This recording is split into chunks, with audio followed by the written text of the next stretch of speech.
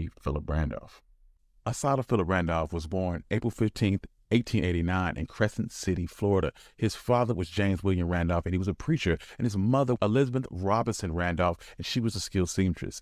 Randolph moved to Harlem, New York in 1911. He then began publishing a magazine called The Hotel Messenger to advance his socialist views and rally fellow African Americans around their cause. In the summer of 1915, Randolph received an invitation from a group of porters from the Pullman Palace Company in Chicago. The company hired mostly African American men to serve white passengers aboard their luxury railroad sleeping cars. Pullman porters were generally paid lower than their white counterparts and were subjected to awful working hours and conditions. Following the meeting, Randolph agreed to help organize the Brotherhood of Sleeping Car Porters, the nation's first predominantly black labor union. In 1934, Congress amended the 1926 Railway Act to cover sleeping car porter workers, and this made it illegal for Pullman to fire workers from the Brotherhood of Sleeping Car Porters, paving the way for Randolph and the Brotherhood to win a collective bargaining agreement and sign a contract with Pullman, recognize them as a union, and reduce porters' monthly working hours and raise their wages.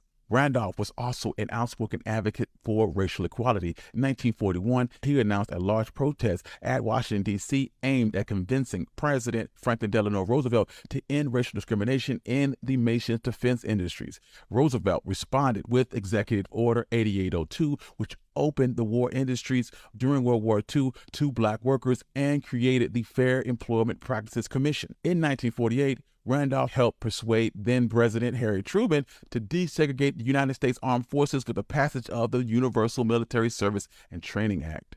Randolph would also help organize several other protests on the nation's capital throughout the 50s, including Pilgrimage of Prayer in 1957 and 2 youth marches to protest the slow pace of school desegregation.